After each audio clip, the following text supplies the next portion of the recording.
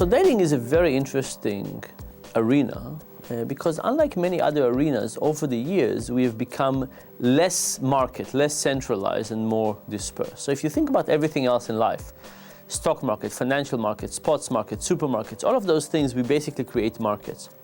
But in dating we do the opposite. There used to be a yenta that used to be a matchmaker, right? A market maker. Your parents used to tell you what to do. All of those things are gone, and people are left to their own accord, to their own decisions. Not only that, but people start moving great distances for school, for grad school, for work, keep on moving from job to job very frequently, so the social networks are small.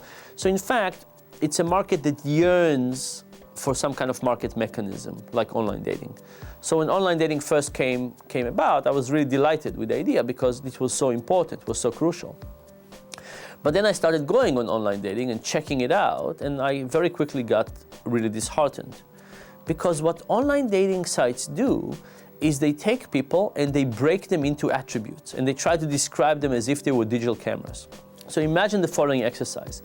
Imagine you took 100 people, 50 of them you like and 50 of them you don't like, and you asked each of them to describe themselves along one of the online dating websites. Height and weight and color and hobbies and stuff like that.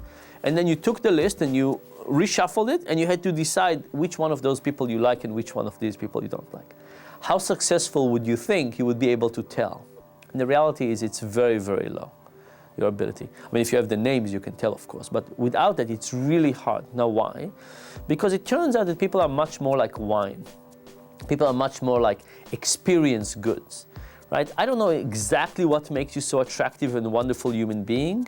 It could be a combination between your eyes, sense of humor, and elbows. I don't know what it is, but there's something about the experience with people, trying them out, that gets us to understand what they're about and how much we love them.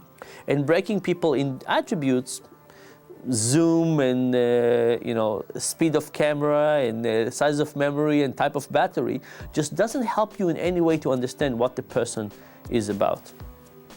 So we actually tried that. We created a website we call Virtual Dating, in which we try to get people to do something that gets them to experience and sample the other person.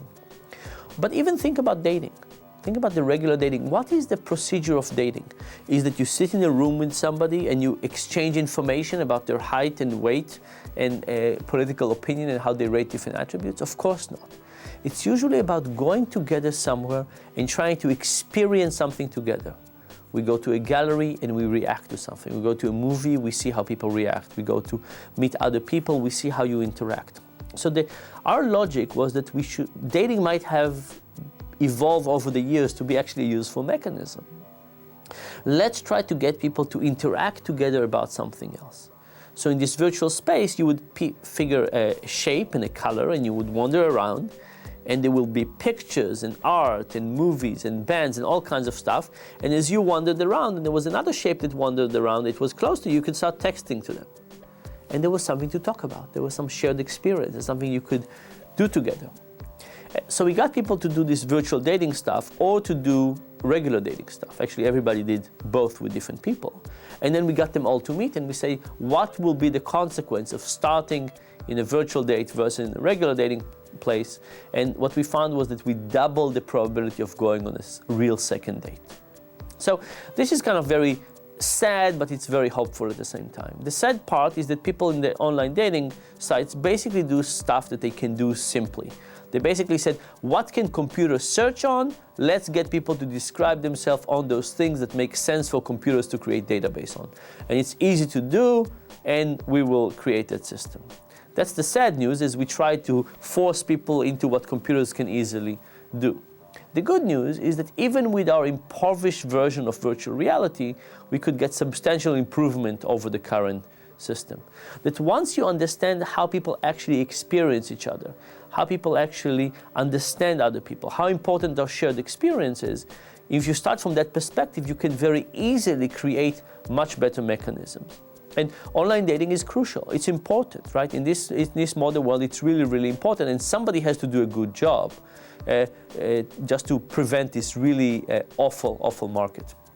One of my friends said that the single people market in the US is probably one of the worst markets in Western society. the last 2 years have shed some, maybe the stock market is even worse. But what's clear is it's a terrible market and we have to do something to fix it. And as long as we understand how people think and operate and understand other people, we might actually get to a better solution.